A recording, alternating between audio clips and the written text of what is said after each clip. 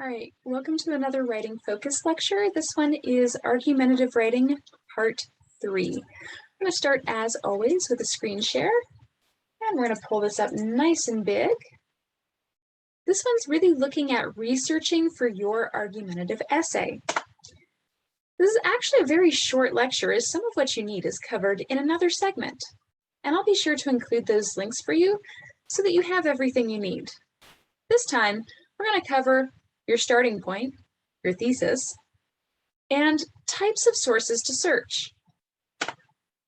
You've been given this massive undertaking, and the main focus of this lecture is on the various types of sources. As such, again, it's rather short. This massive undertaking that you've been entrusted with is a research paper. So you know that you have to generate a thesis for your paper. You know you have to gather your data, and somehow after you've gathered this data, you're going to select your outline format, which we'll cover in Part 3. Having a strong thesis can really help to guide you through your research process. As I have a whole segment for this alone, I'm going to refer you to that segment for writing your thesis. Today, let's focus on the types of sources that you can use to research. All of the sources listed are valuable sources that are vetted or put through a peer review process. All but one. Can you guess which one might not be as reliable? If you said internet search, you are correct. Websites can be a valuable source of information if they are not loaded with bias, and if they have done the proper legwork to give you the real facts of the matter. You will have to carefully evaluate any internet source that you decide to use. Some of them are as valuable and vetted as the other source types listed.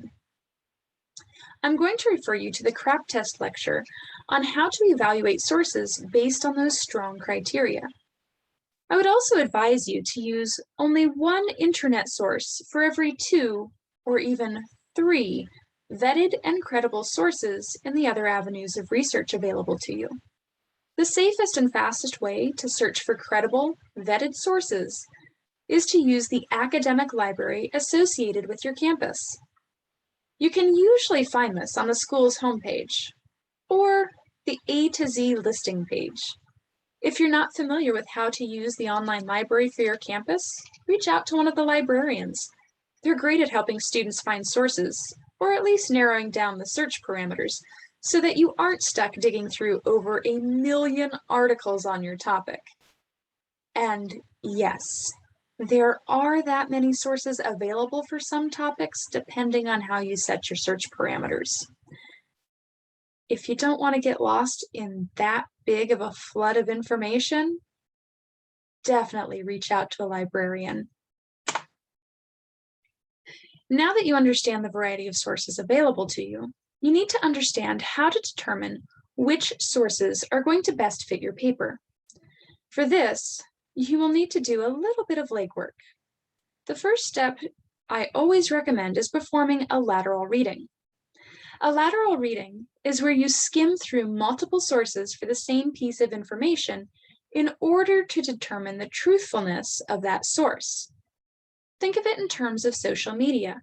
If you click on an article and it seems real, is it? So how do you find out? Usually you do a quick internet search and see what other articles crop up. Then you scan through to see what's being said in each of those articles. If there are multiple locations giving the same information, especially if there are locations that have opposing views, then the information is likely true and viable. I'm including a list of lateral reading moves and questions as outlined by authors Elizabeth Ann Walsh-Morman, Kristen E. Fatash, and Marissa Asperg in their academic piece, Naming the Moves, using lateral reading to support students' evaluation of digital sources. This is a great tool to help you navigate what lateral reading is and how best to use it in your research.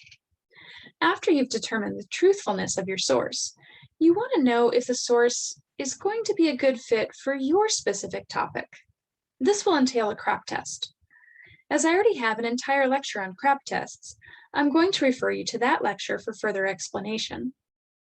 Finally, there is the annotated bibliography. This tool may or may not be required by your professor. I include it here because it really is a solid organizational tool, especially if you have more than 3 sources you're going to be using. An annotated bibliography helps you keep straight in your own mind how you had intended to use this source in your paper. It's a great reminder of the information it contains and the importance of your thesis. As I have a separate lecture on the annotated bibliography, I'm going to refer you to that segment for further explanation and examples. As always, if you have any questions, comments, or concerns, please reach out via your learning management system. That makes sure that your professor gets just your questions in one area and that it doesn't get lost in the spam folder or in a flood of university or college emails. So definitely utilize that feature, and I will catch you on the flip side.